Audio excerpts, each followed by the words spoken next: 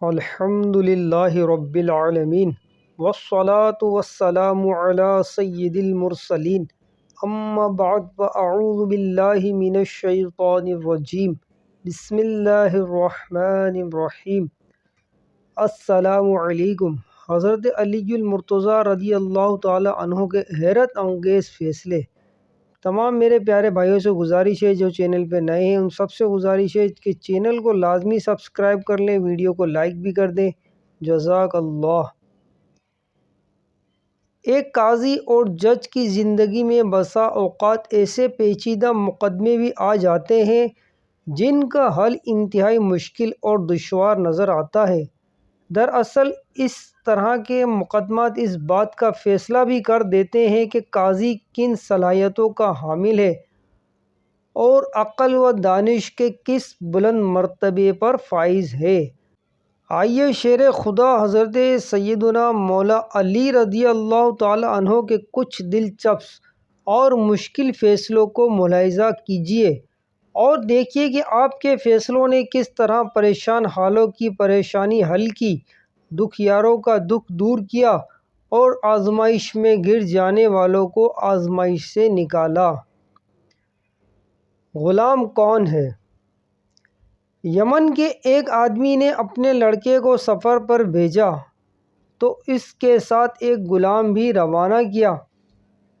رستے میں کسی بات پر دونوں میں جھگڑا ہو گیا۔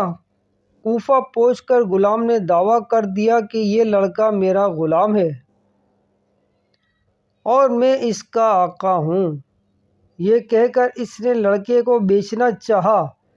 جب یہ مقدمہ حضرت علی رضی اللہ تعالی عنہ کی خدمت میں پیش ہوا تو آپ نے اپنے خادم سے فرمایا، کمرے کی دیوار میں 2 بڑے سوراخ بناؤ اور ان دونوں سے کہو اپنے اپنے سر ان سوراخوں سے باہر نکالیں۔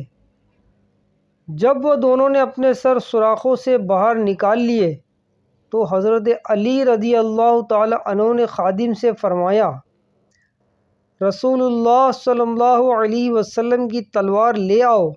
خادم تلوار لایا تو آپ نے خادم سے کہا، غلام کا سر کاٹ ڈالو۔ یہ سنتے ہی غلام فوراً اپنا سر پیچھے کر لیا جبکہ لڑکا اسی طرح کھڑا رہا۔ یوں آپ کی حکمت عملی سے معلوم ہو گیا کہ غلام کون ہے۔ اونٹ کیسے تقسیم ہو گئے؟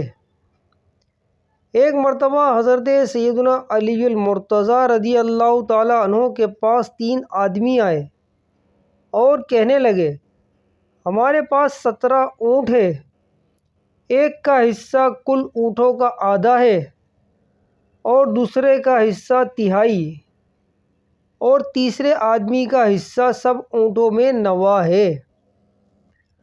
آپ ہمارے درمیان اونٹ تقسیم کیجیے مگر شرط یہ ہے کہ انہیں کاٹنا نہ پڑے۔ حضرت علی رضی اللہ تعالی عنہ نے بیت المال سے ایک اونٹ منگوایا۔ اب 18 ہو گئے۔ پہلا شخص جس کا حصہ تمام اونٹوں میں آدھا تھا اسے 18 کے آدھے یعنی 9 اونٹ دے دیے۔ دوسرا شخص جس کا حصہ تہائی تھا اسے 18 کا تہائی یعنی 6 اونٹ دے دیے۔ پھر تیسرا شخص جس کا حصہ کل اونٹوں میں 9 تھا اسے کل اونٹوں کا 9واں حصہ یعنی 18 میں سے 2 اونٹ دے دیے۔ اس طرح آپ رضی اللہ تعالی عنہ نے حسن تدبیر سے ایک مشکل مسئلے کا فیصلہ کر دیا اور 9، 6 اور 2 اونٹ ملا کر کل 17 اونٹ ان تینوں میں تقسیم بھی کر دیے اور کسی اونٹ کو کاٹنا بھی نہ پڑا۔ ایک اونٹ جو باقی بچا اسے بیت المال میں واپس بھیج دیا۔ مرحوم کی وصیت۔